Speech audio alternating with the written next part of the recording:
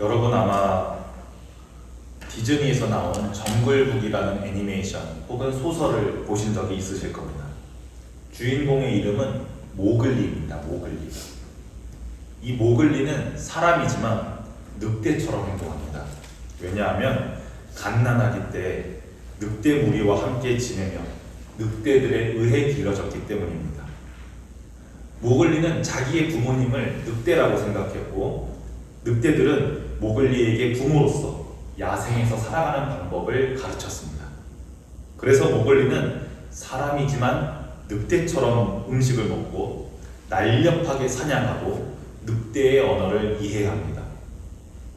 우리에게는 늑대 소리가, 늑대들의 울음소리가 다 그것처럼 들리겠지만 모글리에게는 사냥하러 가자, 동굴로 돌아가자 이렇게 들립니다. 분명한 언어로 들리는 거죠.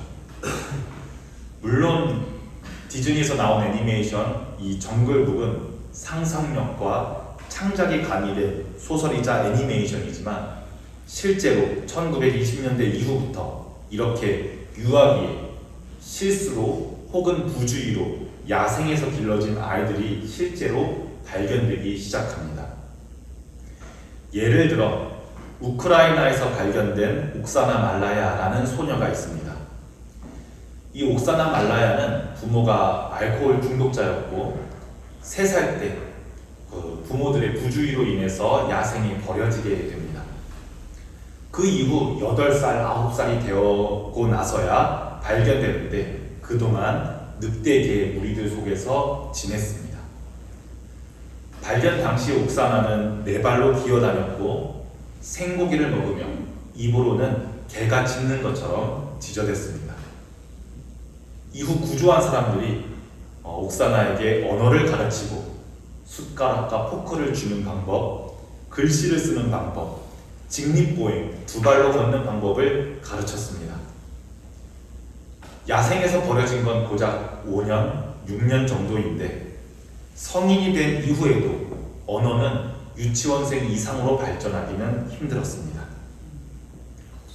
그리고 여전히 물을 컵에 따라서 손으로 컵을 쥐고 물을 마시는 것보다 접시에 있는 물을 핥아먹는 것이 더욱 편하다고 느끼며 컨디션이 많이 안 좋은 때에는 다시 4발로 다니면서 들판에서 개와 어울리고 나서야 이제 마음의 안정을 취하곤 했습니다.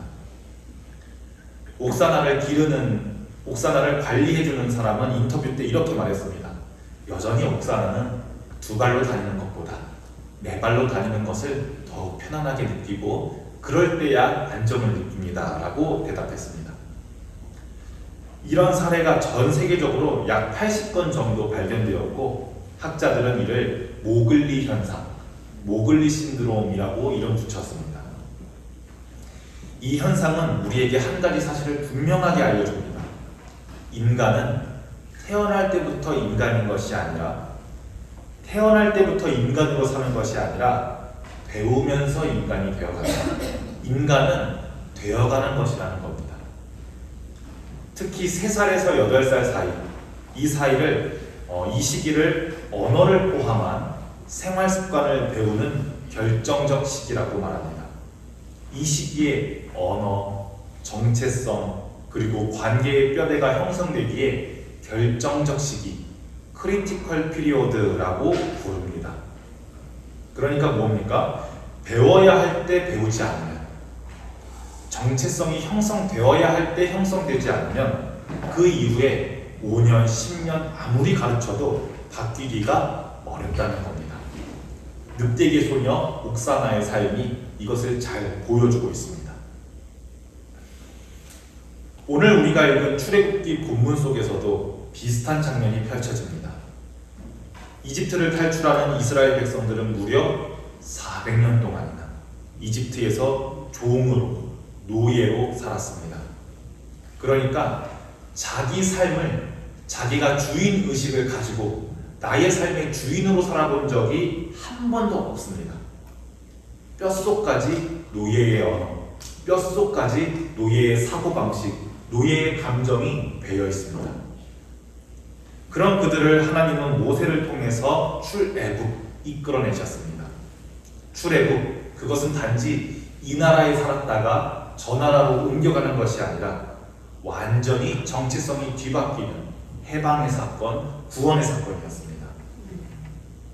우리 지난주 설교를 잘 기억하시죠? 출애굽의 첫 걸음은 무엇이었습니까? 첫 유월절, 어린 양의 피로 죽음을 넘어가는 그 사건에서 시작됐습니다. 그 유월절, 첫 유월절 이후에 이스라엘 백성들은 제산과 가축들을 싸매고 이끌고 400년 종살이하던 이집트를 떠납니다. 그들이 향해야 될 곳은 어디입니까? 가나안. 약속의 땅 가나안. 그러나 가나안으로 가는 길 사이에는 수많은 사막과 드넓은 광야가 기다리고 있었습니다. 그리고 그 여정 가운데, 그 수많은 오래된 여정 가운데 백성들이 머물게 된 곳이 바로 그 중 하나가 신의 광야, 시나이라고도 부릅니다. 신의 광야, 시나이 광야였습니다. 그리고 그곳에서 하나님께서는 모세를 신의 산, 시나이 산 위로 부르십니다. 여러분, 이 시점이 굉장히 중요합니다. 이스라엘 백성들은 이제 몸은 노예의 땅을 벗어났습니까? 벗어나지 못했습니까? 노예의 땅을 벗어났습니다. 몸은 노예의 땅을 벗어났습니다. 그러나 마음과 정신은 여전히 노예의 땅에 머물러 있던 시기가 바로 이 시기였습니다. 그들은 여전히 종의 방식으로 생각했고 여전히 종의 방식으로 삶에 반응했습니다. 그렇기에 그들에게는 자유인이자 하나님 나라의 백성으로 살아가기 위한 훈련과 교육의 시간이 필요했습니다. 하나님은 이제 이 백성들에게 더 이상 노예가 아니라 하나님의 자녀, 하나님 나라의 백성으로 살 수 있도록 새로운 정체성을 가르치시고자 했습니다. 우리가 인간의 3살부터 8살까지 언어, 정체성, 관계의 뼈대가 형성되는 시기를 결정적 시기, 크리티컬 피리오드라고 말한다고 했습니다. 특히 부모와 정상적인 애착 관계 안에 있어야만, 부모와 이 시기에 정상적인 애착 관계 안에 있어야만 아이는 세상의 말, 세상의 질서를 익히면서 자아와 정체성을 형성합니다. 마찬가지로 이스라엘 백성들에게 출애굽 이후부터 가나안 땅에 도착하기 전까지 이 40년 동안의 기간은 단순히 빙글빙글 돌아가는 유랑의 기간이 아니라 하나님과의 관계 안에서 새롭게 자아를 형성하는 결정적인 시기였습니다. 이제 이들에게는 더 이상 노예로서가 아니라 하나님의 백성으로 살아가기 위한 새로운 언어와 삶의 질서 그리고 관계 방식이 필요했습니다. 그리고 그것을 배우는 시간이 바로 광야 시간이었습니다. 이때 하나님께서는 모세를 시내산 위로 부르시고 이 결정적인 시기에 400년 동안 따르던 파라오의 법이 아니라 400년 동안 마음의 중심이었던 파라오의 법이 아니라 하나님 나라의 법을 따라 살기 위해 하나님께서는 이스라엘 백성들을 가르치실 십계명이라고 하는 사랑의 교육, 사랑의 법을 주셨습니다. 제가 방금 사랑의 법이라고 말씀드렸는데 여러분은 법이라고 하면 어떤 이미지가 떠오르십니까? 대개는 딱딱하고 우리의 자유를 제한하고 우리의 자유를 규제하는 규칙이라고 생각하는 게 우리가 일반적으로 생각하는 법에 대한 이미지입니다. 뭘 하고 싶은데 하지 마라. 뭘 하고 싶은데 이것은 금지다. 저기까지 가고 싶은데 이 선을 넘어가면 처벌받는다. 우리가 일반적으로 생각하는 법의 이미지는 이렇습니다. 이런 식으로 법은 종종 우리의 자유를 억누르는 울타리처럼, 우리의 자유를 제한하는 울타리처럼 느껴지곤 합니다. 하지만 하나님께서 출애굽한 백성들에게 주신 법은 그런 법이 아니었습니다. 이것은 억압을 위한 법이 아니고 규제를 위한 법이 아니었습니다. 하나님께서는 말씀하십니다. 너희는 이제 더 이상 종이 아니라 너희는 이제 더 이상 노예가 아니다. 너희는 내가 구원해낸 자유로운 백성이다.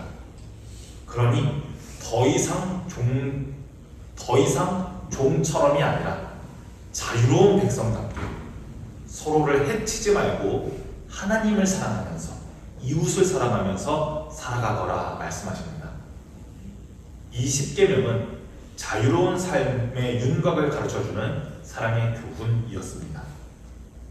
이제 400년 동안 하나님 없이 살아가던 이들이 이제는 하나님을 중심에 모시고 자기중심적인 이기주의적인 삶에서 벗어나 공동체로 살아가는 법을 배우는 겁니다.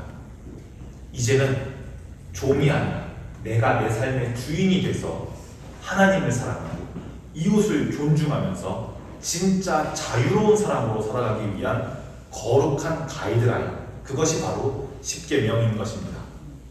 그래서 오늘은 우리가 10계명을 다시 한번 보고 그 거룩한 계명이, 그 거룩한 법이 우리에게 적용되는 계명이 되기를 바랍니다.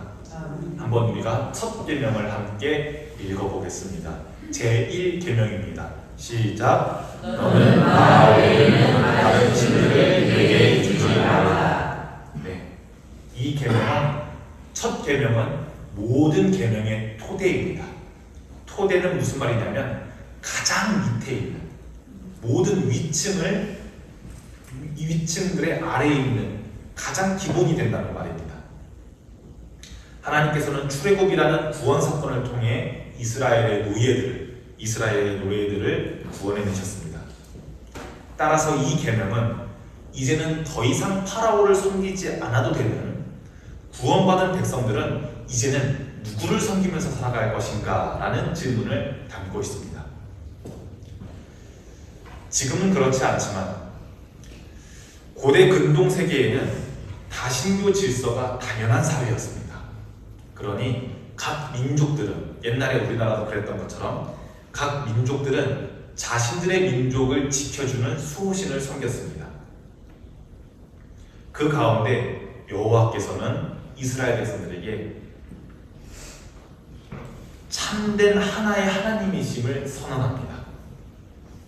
그러니 이스라엘 백성들은 오직 여호와 한 분만을 자기 하나님으로 섬기라는 부르심을 받은 겁니다.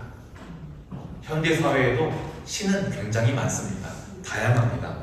이건 타 종교가 있다는 걸 말하는 게 아닙니다. 돈, 인기, 권력, 편안함, 안전함, 안락함, 명예, 이런 것들은 우리에게 무엇을 요구합니까? 우리 내면의 경배를 요구합니다. 자신을 섬기라고 요구합니다. 너는 나 외에는 다른 신들을 내게 두지 말라. 이 계명은 단순히 다른 종교를 반대하는 게 아니라, 다른 종교는 가짜고 기독교와 유대교만 진짜야 라고 말하는 것이 아니라 우리 중심에 무엇을 섬기고 살아갈 것인가를 묻는 것입니다. 구원받은 자로서 하나님과 온전한 신뢰 관계를 요청하는 그런 사랑의 명령이라는 것을 기억하시면 좋겠습니다. 두 번째 계명을 함께 읽습니다. 우상을 만들지 말며, 두 번째 계명입니다. 시작. 너를 위하여 새긴 우상을 만들지 말고 또 위로 하늘에 있는 것이나 아래로 땅에 있는 것이나 땅 아래 물속에 있는 것에 어떤 형상도 만들지 말며 그것들에게 절하지 말며 그것들을 섬기지 말라. 우상을 만들지 말며 그것들에게 절하지 말라. 하나님은 사람에 의해 형상화될 수가 없다는 말입니다. 어떤 철학이도 어떤 사상이나 조각이나 이미지로 제한될 수가 없습니다. 이 계명은 하나님을 조작 가능한 대상으로 만들지 말라는 계명입니다. 고대에는 신은 나무라든지 철, 금으로 조각하고 그 앞에 절하는 것이 보편적인 행위였습니다. 그러나 하나님께서는 당신의 자유와 주권을 보호하시면서 인간이 스스로 만든 신을, 스스로 만든 신을 하나님으로 여기려고 하는 시도를 금지하십니다. 그 어떤 것도 하나님을 나타내는 무언가가 될 수는 없다는 말입니다. 만약 이 두 번째 계명이 없었다면, 만약 이 두 번째 계명을 주시지 않았다면 우리 교회 한가운데는 이런 십자가가 아니라 예수님의 끝까지 하시는 그 사랑, 미련하게 끝까지 우리를 사랑하시는 그 바보 같은 사랑의 흔적을 보여주는 십자가가 아니라 하나님의 존재를 보여주는 무언가, 하나님의 존재를 나타내는 그 무언가가 여기에 걸려 있어서 아마 그것을 섬기고 있었을 겁니다. 만약 두 번째 계명이 없었다면 말입니다. 하나님께서는 스스로 존재하시는 분이시지 우리가 정해놓은 틀에 갇혀있는, 우리가 생각해놓은 틀에 갇혀있는 분이 아닙니다. 이것을 반드시 기억하시면 좋겠습니다. 세 번째 계명을 우리가 함께 읽습니다. 너는 내 하나님 여호와의 이름을 망령되이 부르지 말라. 망령되이라는 말은 헛되게 부르지 말라, 거짓되게 부르지 말라, 무의미하게 부르지 말라는 뜻입니다. 이 계명은 단순히 하나님을 욕되게 부르지 말라는 것뿐만 아니라 하나님의 이름으로 거짓을 말하거나 하나님의 뜻과 상관없는 일에, 하나님의 뜻과 전혀 관계되지 않는 일에 하나님의 이름을 붙이는 행위를 포함합니다. 우리가 오늘날 너무 쉽게 자기가 원하는 것을 말하면서 하나님께서 원하십니다, 자기의 뜻이 들어가 있으면서 하나님께서 뜻하셨습니다, 하나님의 뜻입니다 라고 말하는 경우가 있습니다. 이런 말은 만약 그 말 속에 하나님의 뜻이 들어있지 않다면 그것이 바로 하나님의 이름을 망령되이 부르는 것입니다. 정치, 이념, 이런 것들에서 하나님의 이름을 도구화하는 것 역시 여기에 해당됩니다. 하나님의 이름은 오직 우리가 생생하게 느끼는 감탄과 감사, 진실된 경외 안에서만 불릴 수가 있습니다. 이 계명은 단순히 너 말 조심해라, 너 입 조심해라 이런 말이 아닙니다. 하나님을 너가 도구화하지 마라. 너가 너의 생각이면서, 너의 이념이면서, 너의 철학이면서 그것을 하나님으로 여기지 말라. 하나님을 인격적으로 대하라 라고 하는 요청입니다. 이어서 네 번째 계명을 함께 읽습니다. 안식일을 기억하여 거룩하게 지키라. 이 안식일이란 창조의 리듬이면서 동시에 출애굽했던 그날에 대한 기억입니다. 우리가 말씀에서 읽었다시피 하나님께서는 6째 날까지 세상을 창조하시고 7째 날에 쉬셨다는 이 창조 이야기와 종으로 노예로 살면서 일주일 내내 일하던 이스라엘 백성들에게 쉼을 명하신 이 해방의 선언이 이 계명의 배경이라고 할 수 있겠습니다. 이 안식일은 하나님이 누구신지, 우리가 누구인지 기억하는 날입니다. 노동을 멈추고 일을 멈추고 하나님을 기억하는 것은 종교 행위로 끝나는 것이 아니라 하나님 앞에서의 내 존재를 새롭게 정의는 위치 짓는다는 말입니다. 하나님 앞에서 나의 존재를 새롭게 위치 짓는 행위입니다. 현대 우리는 과도한 노동과 성취의 강박 속에 살고 있습니다. 하나님께서는 이 노동사회에 살고 있는, 스스로를 착취하고 있는 이 사회에 살고 있는 우리에게 이렇게 말씀하십니다. 이 네 번째 계명으로 말씀하십니다. 너 돈 버는 기계 아니다. 너 일하는 기계 아니다.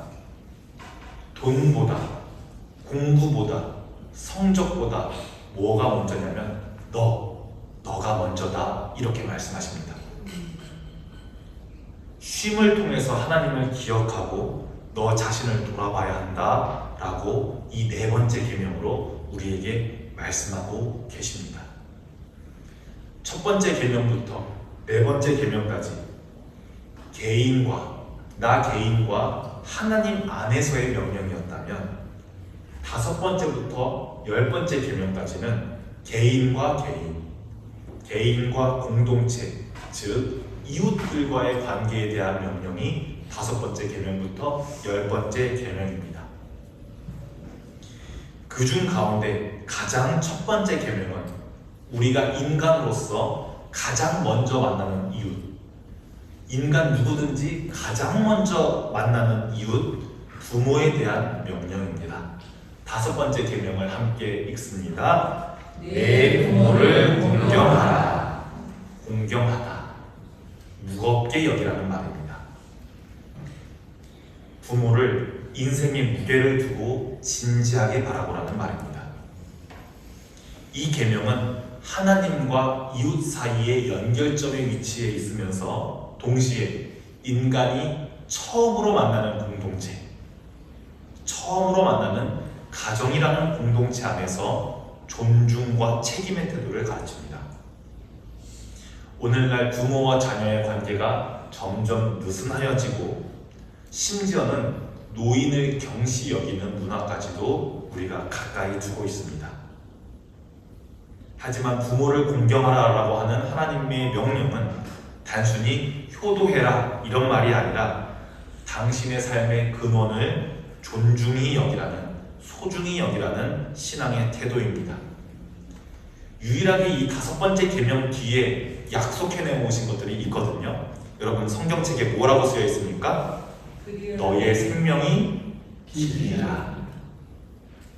내 생명이 길리라 라고 생명을 약속하는 유일한 계명이기도 합니다. 이 말은 단순히 부모님께 효도하면 자녀가 장수한다, 자녀가 오래 산다 이런 말이 아니라 부모를 공경하는 공동체여야만, 할아버지와 할머니의 수고를, 할머니와 할아버지의 공로를 인정하는 공동체여야만 그 공동체가 비로소 지속 가능하다. 어른들의 공로를 인정하는 공동체여야만 그 공동체가 유지될 수 있음을, 지속 가능하다고 말씀하시는 하나님의 지혜입니다.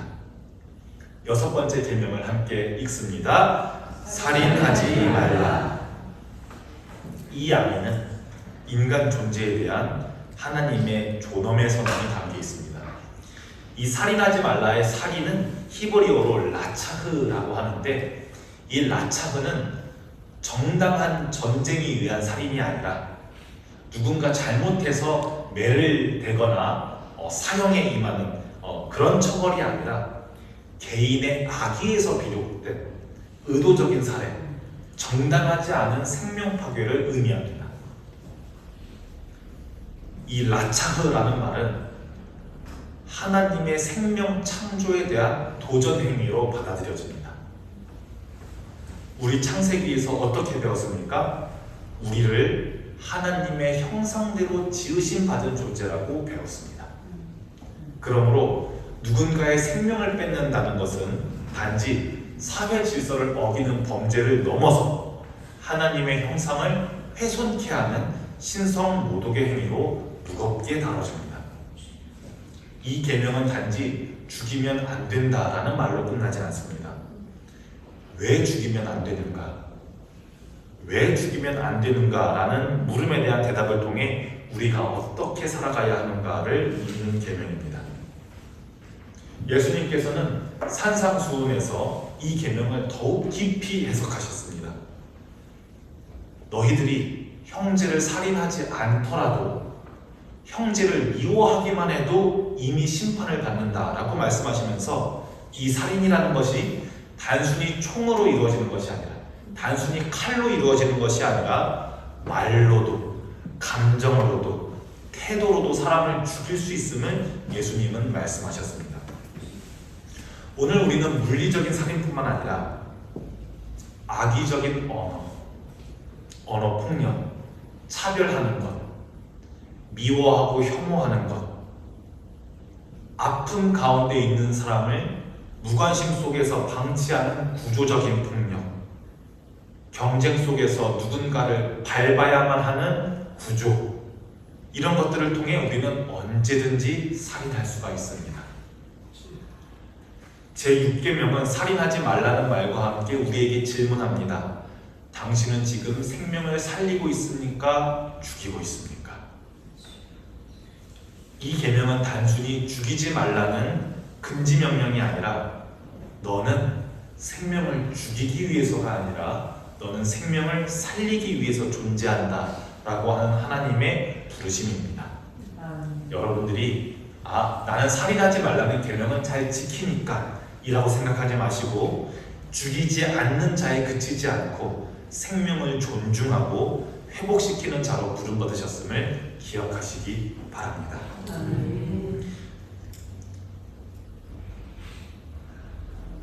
이제 제7계명입니다. 간음하지 말라. 이 간음하지 말라라는 말은 단순히 부부 이외에는 성적인 행위를 금한다라는 명령이 아닙니다. 간음하는 행위는 혼인의 언약을 파기하는 행위이며 이 간음이라는 단어는 주로 구약 성경에서 하나님과의 신실한 관계를 저버리는 죄를 비유할 때 간음이라는 단어에 많이 비유하고는 합니다. 이 계명은 사랑이라는 것이 단순히 둘 사이의 감정이 아니라 언약과도 같다고, 서로가 맺는 약속과도 같다고 이야기합니다. 현대는 점점 사랑을 너무 책임감 있게 보지 말고, 너무 무겁고 어렵게 보지 말고 우리 좀 가볍게 생각하자라고 말하는 것이 현대의 사랑입니다. 이 계명은 육체적인 정조를 지켜라 이런 보수적인 명령이 아니라 순결을 지켜야 한다 이런 명령이 아니라 사랑의 관계 안에서 신실함과 책임감을 가지라는 명령입니다. 오늘날 간음은 단순히 바람피는 것, 외도하는 것 뿐만 아니라 상대를 욕망의 대상으로 바라보는 시선, 사랑의 관계를 소비적으로 하는 행위, 자기중심적 만족을 위해 타인을 이용하는 행위로 나타납니다.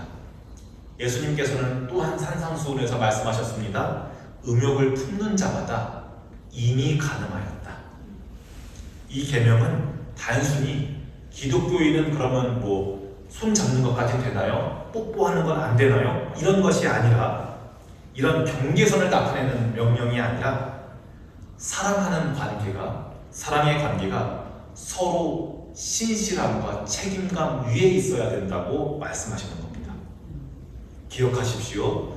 사랑은 감정이 아니라 책임이며 언약은 기분이 아니라 끝까지 지켜야 하는 약속임을 이 계명은 말씀합니다.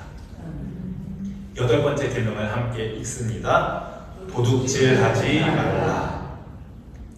이 계명은 물건을 훔치는 행위를 금지하는 동시에 정의롭지 못한 방법으로, 부정의한 방법으로 이익을 얻는 모든 행위를 금합니다. 지금도 당연히 그렇지만 고대 이스라엘 사회에서는 재산은 곧 생명과 직결된 것이었기 때문에 도둑질하는 행위는 생명을 해치는 행위와 동일했습니다. 우리가 도둑질이라고 말하면 마치 이웃집의 담장을 넘어서 물건을 가져오는 것을 도둑질의 이미지로 생각하는데, 그것뿐만이 아니라 오늘날의 도둑질은 다양한 형태로 존재합니다. 정당하게 임금을 지불하지 않는 것, 거래할 때에 불공정하게 하는 것, 상대방에게 잘못된 정보를 주는 것, 타인의 수고를 가로채는 행위, 공정과 신뢰를 깨뜨리는 모든 행위가 도둑질입니다. 이 계명은 우리에게 어떻게 소유할 것인가의 윤리를 넘어서서 어떻게 분배하고 어떻게 나눌 것인가에 책임을 묻습니다. 우리는 알고 있습니다. 모든 것은 하나님의 것이며 우리는 청지기일 뿐이라는 신앙 고백 속에서 우리는 나는 얼만큼 가지고 있고 너는 얼만큼 가지고 있다를 넘어서 더불어 사는 법을 배워야 합니다. 기억하십시오. 신앙은 무언가를 얻는 데서 끝나는 것이 아닙니다. 하나님 복을 주시옵소서 하고 그 복을 갖는 데서 끝나는 것이 신앙이 아니라 진정한 신앙은 나누는 데서 완성된다는 것을 기억하시기 바랍니다. 이제 9번째 계명입니다. 내 이웃에 대하여 거짓 증거하지 말라. 이 계명은 좁게는 법정에서 위증하지 말라는 말씀이지만 넓게는 공동체 안에서 지켜야 하는 모든 언어 윤리를 포함합니다. 고대 사회에서 거짓 증언은 사람의 생명을 앗아갈 수도 있는 중대한 범죄였습니다. 여러분, 나봇의 포도원 기억하십니까? 거짓 증언은 사람의 생명을 앗아가는 것입니다. 거짓말은 단순히 말 실수가 아니라 실수로 거짓말했어요. 우리가 이런 말을 많이 듣죠. 말의 실수가 아니라 현실을 왜곡하여서 공동체의 정의를 무너뜨리는 행위입니다. 뒷담화하는 것, 누군가를 험담하는 것, 괜히 안 내도 되는 나쁜 소문을 내는 것, 정치적인 선동하는 것, 모두 오늘날의 언어 범죄들 모두 이 9번째 계명의 대상입니다. 이 계명은 공동체를 살리는 말을 하라는 부르심입니다. 우리 인간은 모든 동물 중에서 이 혀만 가지고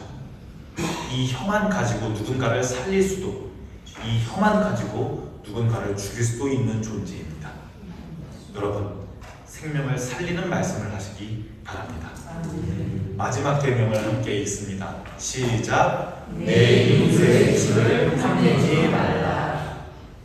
이 계명은 나머지 9가지 계명과는 조금 다릅니다.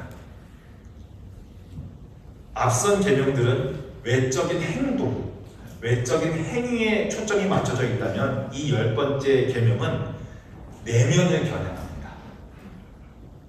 이 10번째 계명은 마음의 태도, 욕망의 방향을 가르칩니다. 단순히 무언가를 가지고 싶은 마음을 금지한다라는 계명이 아니라 다른 사람의 삶과 소유를 비교하면서 타인의 삶을 살고자 하는 어리석음을 가르쳐주는 계명입니다. 탐욕은 공동체를 병들게 만듭니다. 오늘날 우리는 너무나도 쉽게 타인의 삶을 들여다볼 수가 있습니다. 인터넷을 통해서, TV를 통해서, SNS를 통해서 누가 어디서 어느 학교를 나오고 뭘 먹고 어디를 가는지 너무 쉽게 볼 수 있는 게, 너무 쉽게 알 수 있는 게 우리가 살고 있는 사회입니다. 우리는 끊임없이 소비를 요구받으며 끊임없이 비교를 요구받으며 더 맛있는 것, 더 이쁜 것, 더 좋은 것을 요구받고 있습니다. 그러나 신앙은 비교가 아닌 감사로 나아가게 합니다. 비교가 아니라 감사하고 자족하는 것입니다. 그러니 더가 아니라 나눔으로, 경쟁이 아닌 공동체로 나아가게 합니다. 이 10번째 계명을 오해하지 마십시오. 돈을 더 벌 수 있는데 덜 벌어라, 이런 욕망을 억눌러라 라는 계명이 아닙니다. 그보다는 우리 마음까지도 하나님 앞에 정직히 내어놓으라는 초대입니다. 우리가 이렇게 오늘 잠깐 10가지 계명을 읽어보았습니다. 이렇게 다시 읽어보니 10계명은 우리의 자유를 억누르는, 억압하는 율법이 아니라 구원 이후의 백성들에게 주어진 자유의 지침이었습니다. 그리고 동시에 하나님 나라의 백성으로 살아갈 수 있는, 하나님 나라의 백성으로 살아가는 존재 방식으로의 초대장이었습니다. 예수님께서는 이 10계명을 더욱 깊이 있는 해석으로 확장하셨습니다. 겉으로만 이 10가지를 지키는 것이 아니라 마음의 중심과 관계의 윤리까지 포함된 새로운 의로움을 가르치셨습니다. 우리가 오늘 이 자리에서 10계명을 다시 본 것은 내가 어떤 존재로 부르심 받았는지를 기억하기 위해서입니다. 구원받은 백성으로서, 구원받은 사람으로서, 하나님의 형상에 따라 지음받은 사람으로서 이웃과 더불어 살아가는 삶의 방식이 10계명 안에 담겨 있습니다. 이제 말씀을 마무리하려고 합니다. 이스라엘 백성들은 이렇게 하나님 나라 백성으로 살아가기 위해 더 이상 종으로 살지 않기 위해 하나님께서 주신 10가지 사랑의 법 10계명을 배웠습니다. 이제 이들은 더 이상 노예가 아닙니다. 하나님 안에서 자유를 얻은 거룩한 백성이 되었습니다. 하나님께서는 이 계명을 통해 이스라엘 백성들의 정체성을 바꾸셨습니다. 설교 시작할 때 우리는 모글리 이야기와 함께 개에 의해 길러졌던 소녀 옥사나의 이야기를 잠깐 들었습니다. 이 이야기들이 보여주는 것처럼 사람은 언제, 누구에게 무엇을 배우느냐에 따라 전혀 다른 존재가 됩니다. 이스라엘 백성들도 그랬습니다. 오늘 우리도 마찬가지입니다. 하나님 나라의 백성으로 살기 위해, 하나님의 백성으로 살기 위해 우리도 배워야 합니다. 출애굽한 백성들에게 10계명을 주셨던 하나님께서 지금 우리에게도 말씀하십니다. 너희 더 이상 노예 아니다. 세상의 노예로 더 이상 살아가지 마라. 너희 내가 구원한 나의 백성이다. 그러니 내가 가르쳐주는 방식대로 살아가라 라고 10계명을 통해서 말씀하십니다. 물론 누군가는 질문할 수도 있겠습니다. 목사님, 이미 우리는 구약의 종교가 아니라 신약의 종교, 율법의 종교가 아니라 예수님의 은혜의 종교, 사랑의 종교 아닙니까? 지금 10계명을 다시 보는 게 무슨 의미가 있습니까? 무슨 구약의 10계명을 다시 봅니까? 이렇게 말씀하실 수 있습니다. 맞습니다. 물론 우리는 지금 율법 아래가 아니라 은혜 아래 살아가고 있는 것 맞습니다. 하지만 어린 자녀에게는, 이스라엘 백성들에게도 어린 시절이 있었던 것처럼 어린 자녀에게는 자라야 할 때 부모의 사랑 안에 담긴 훈육과 지침이 반드시 필요합니다. 10계명은 차가운 명령이 아니라 아버지 하나님의 따뜻한 교육입니다. 노예로 살아가던 자녀가 하나님과 이웃을 사랑하며 자유로운 사람으로 살아갈 수 있도록 다시 가르치려는 하나님의 사랑이 담겨 있습니다. 그러니 여러분, 10계명은 우리를 올가매는 율법이 아닙니다. 우리를 자유롭게 하고 우리를 성숙하게 하고 거룩하게 하는 하나님의 교육법입니다. 그 길 위에 서시는 여러분들의 삶을 주님 안에서 축복합니다. 기도합니다. 사랑과 자비의 하나님, 오늘 우리에게 다시 한번 10계명의 말씀을 들려주시니 감사합니다.